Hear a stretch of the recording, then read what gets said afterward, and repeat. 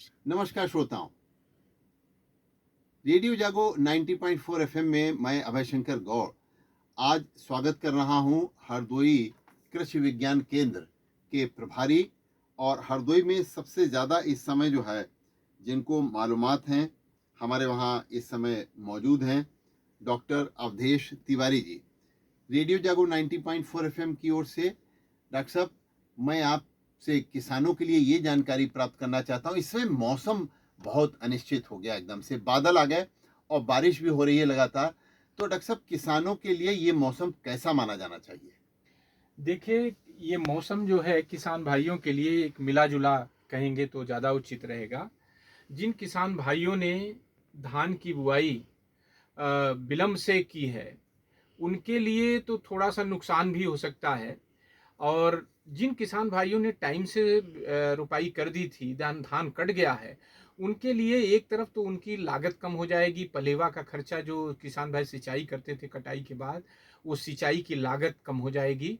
दूसरी तरफ ये भी कहेंगे खेत की तैयारी वो जल्दी से कर सकेंगे और साथ ही साथ समय से वो अपने गेहूँ की फसल की बुआई कर पाएँगे। अर्थात एक डॉक्टर साहब, आपने ये कहा कि इस समय जिनकी धान की फसल तैयार थी और धान का खेत काट करके वो खाली कर चुके हैं, वो अब गेहूं की बुआई के लिए उनको पलेवा की लागत पाने की नहीं पड़ेगी। और गेहूं इस मौसम में जो जिस तरीके से हल्की बारिश हुई है, इसमें अगर वो बुआई करेंगे तो एक तो समय से गेहूं की बुआई होगी, गेहूं की पैदावार ज़्यादा होगी और आपका मतलब ये है कि और उससे किसान को लागत भी बचेगी। लेकिन बिल्कुल। जिनका डॉक्टर साहब धान अभी खेत में खड़ा हुआ है और वो बारिश हो गई है, उससे धान गिर रहा है, उस पे क्या विपरीत प्रभाव पड़ेगा? देखिए जहाँ गिरेगा एक तरफ देखेंगे कि किसान भाई की उसमें कटाई की लागत बढ़ जाएगी, क्योंकि निश्चित ही लेबर का भी खर्चा ज़्यादा आएगा और अगर मशीन से कटवाते हैं किसान भाई तो उसमें मशीन वाले कुछ एडिशनल चार्ज करते हैं जिनका धान गिर गया है। तो एक तरफ ये बात है।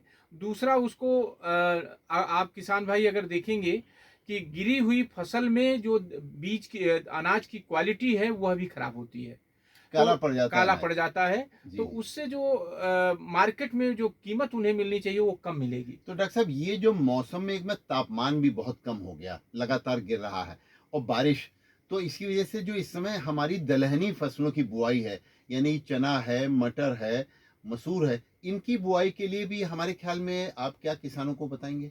निश्चित ही किसान भाइयों, ये बहुत ही मुफीद सवाल है कि ये सही समय है कि आप अपनी दलहन और तिलहन की बुआई का काम जितना जल्दी हो पूरा कर लें। और ये बारिश उन किसान भाइयों के लिए बहुत अच्छा है जो अपनी दलहनी और तिलहनी फसल की बुआई करना चाहते हैं।